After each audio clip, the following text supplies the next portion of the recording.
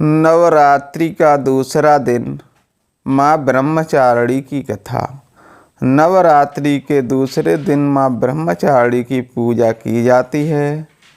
ब्रह्म का अर्थ तपस्या होता है और चारिणी का अर्थ आचरण होता है, अर्थात तप का आचरण करने वाली माँ ब्रह्मचारिणी के दाएं हाथ में जप के लिए माला है और बाएं हाथ में कमंडल है। इन्हें साक्षात ब्रह्म का रूप माना जाता है। माँ ब्रह्मचारिणी की पूजा करने से कृपा और भक्ति की प्राप्ति होती है।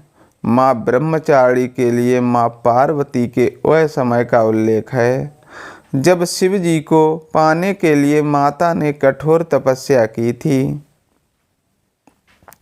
उन्होंने तपस्या के प्रथम चरण में केवल फलों का आचरण किया और फिर निराहार रह के कई वर्षों तक तपस्या करके भगवान शिव को प्रसन्न किया।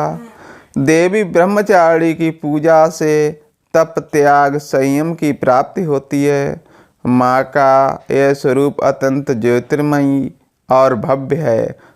माता मंगल ग्रह की शासक हैं और भाग्य की दाता हैं। माँ ब्रह्मचारिणी की कथा।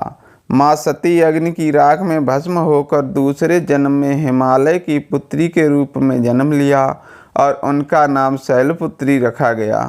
जब वह बड़ी हुई तब नारद जी ने उन्हें दर्शन दिए और बताया कि अगर वह तपस्या के मार्ग पर चलेंगी तो उन्हें उनके पूर्व जन्म के पति शिव ही वर के रूप में प्राप्त होंगे। इसलिए उन्होंने कठोर तपस्या की, तब उन्हें ब्रह्मचारिणी नाम दिया गया।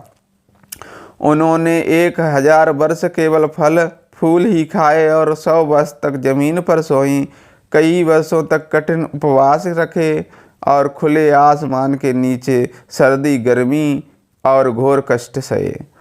3000 वर्ष तक टूटे हुए बेलपत्र खाए और भगवान शंकर की आराधना की। उसके बाद कई हजारों वर्ष तक निर्जल और निराहार रहकर तपस्या की। यह देखकर सारे देवतागण प्रसन्न हो गए और उन्होंने पार्वती जी को बोला कि इतनी कठोर तपस्या केवल वही कर सकती है, इसलिए उनको भगवान शिव ही पति के रूप में प्राप्त होंगे। तब अब वह घर जाएं और तपस्या छोड़ दें। माता की मनोकामना पूर्ण हुई और भगवान शिव ने उन्हें पत्नी के रूप में स्वीकार किया। जय माता दी। दोस्तों, अगर कहानी अच्छी लगी हो तो मेरे चैनल को सब्सक्राइब कर लीजिए। धन्यवाद।